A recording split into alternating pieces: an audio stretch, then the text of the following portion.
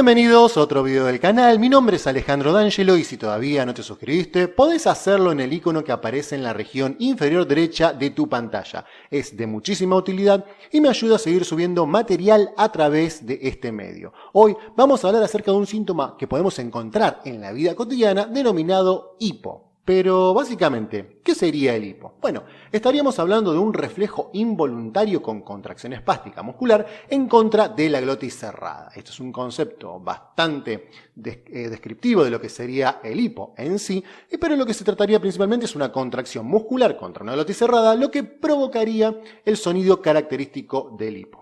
Suele ser benigno y suele ser una situación común en la vida cotidiana y no se ha demostrado función protectora alguna, diferencia como ser, por ejemplo, de la tos, que la función protectora de la tos es la expulsión de partículas o contaminantes en la vía aérea para protección. En el caso del hipo, básicamente no se ha demostrado que ejerza alguna función de protección, pero hay una teoría que podría corresponderse con que es un modo de práctica de lo que sería el ser humano cuando es un niño, un bebé, para la adaptación a los procesos de alimentación. Es por eso, esta teoría trata de establecer que el fundamento es que los niños, los bebés, habitualmente tienen hipo por este tipo de entrenamiento que a posteriori sería lo que nos serviría para poder deglutir sin tener ningún tipo de complicación a la hora de alimentarnos, pero obviamente es solo una teoría y no se encuentra totalmente fundamentada. A su vez también tenemos que establecer que puede ser potencialmente una urgencia médica por alguna de las cuestiones que vamos a ver a continuación. En este gráfico podemos ver cómo el diafragma se contrae en lo que sería una situación en presencia de hipo, produciendo lo que sería una expulsión rápida del aire en las vías aéreas y contra una glotis cerrada impidiendo el paso. Eso, finalmente vencería esa resistencia y provocaría la aparición del sonido característico del hipo.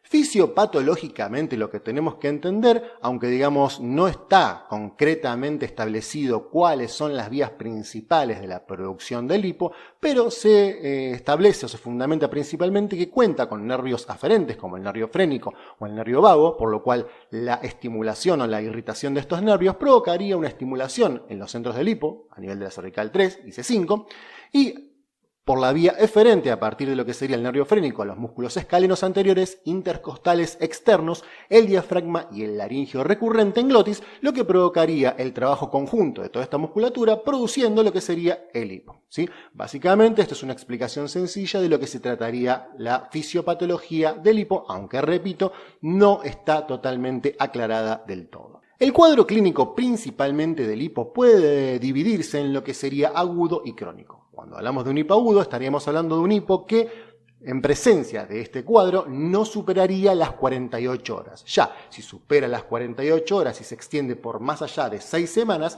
estaríamos hablando de lo que sería un hipo de carácter crónico y merecería un estudio para determinar por qué se estaría produciendo. Habitualmente el cuadro agudo es autolimitado y suele no estudiarse, pero prolongándose en el tiempo, es decir, superando las 48 horas e incluso las 6 semanas, tendremos que estar hablando de algunas patologías que pudieran llegar a provocarlo. Básicamente lo que tenemos como obligación como médicos es descartar cualquier cuadro que podría estar afectando la aparición del hipo.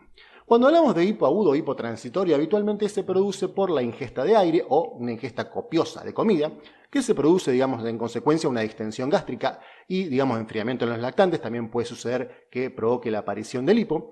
También puede aparecer tras la ingesta de alcohol o bebidas gaseosas, a su vez en circunstancias emocionales como estrés, ansiedad o cuadros de risa, o con los cambios bruscos de temperatura, pero como mencioné con anterioridad, esto es más frecuente en los lactantes. Pero en el adulto, la ingestión de líquidos calientes o frío también podría provocar la aparición del hipo.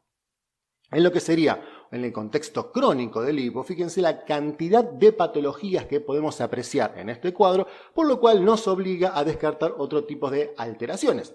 Por ejemplo, la irritación del nervio frénico o nervio vago puede ser producida por esofagitis, por distensión gástrica, por obstrucción intestinal, en un ilio, enfermedad pancreática, o sea, la pancreatitis o la colangitis, en contexto de ascitis, embarazos, laringitis, la presencia de bocio. También tenemos que descartar lesiones del sistema nervioso producidas por encefalitis, meningitis, infartos de la arteria cerebelosa, alteraciones circulatorias en el contexto de una arteriosclerosis cerebral o una hipertensión intracraneal. También tenemos que descartar causas metabólicas, por ejemplo en la cetoacidosis diabética, en la uremia o trastornos de lo que sería el sodio y el calcio, o la ingesta de diferentes fármacos como corticoides o las benzodiazepinas, que son de un uso muy común. También tenemos que interrogar acerca de lo que serían las alteraciones o los procedimientos quirúrgicos en el contexto de una anestesia o una cirugía abdominal. Pero también, por último, una vez descartado lo anterior, tenemos que hablar sobre la posibilidad de que el hipo sea de origen psicógeno en cuadros de histeria, ansiedad o, por qué no, una simulación de la patología.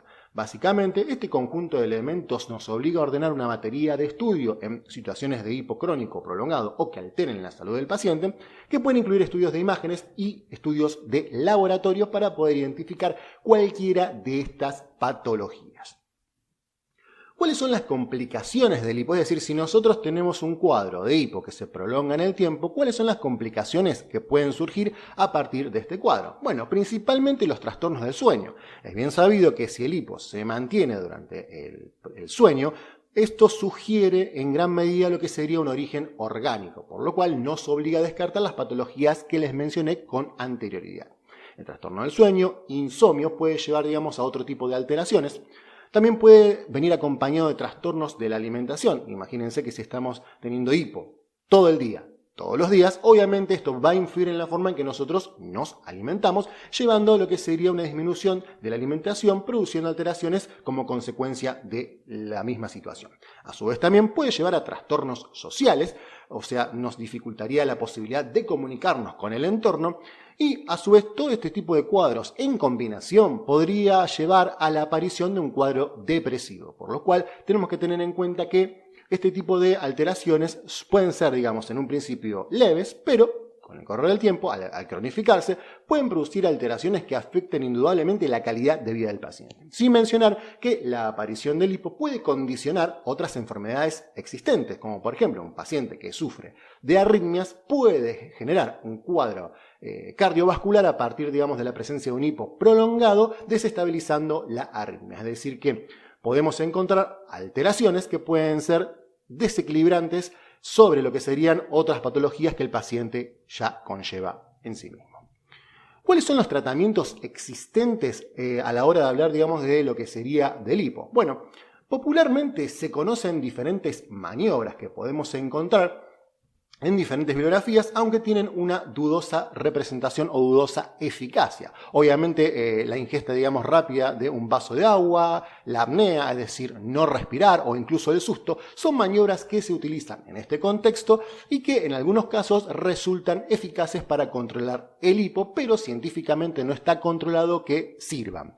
Además, si encontramos una situación de estas características y no cede con las maniobras populares, si persiste, tenemos que ir en búsqueda de patologías ocultas y valorar la iniciación de un tratamiento médico. El tratamiento médico más popular que se conoce es el consumo de metoclopramida, popularmente conocida como Reliberam, que es un antiemético, y la combinación de domperidona y clorpromacina. Básicamente, la metoclopramida y lo que sería la clorpromacina son los elementos que han sido más estudiados y que tienen la capacidad para poder frenar la aparición del síntoma del hipo.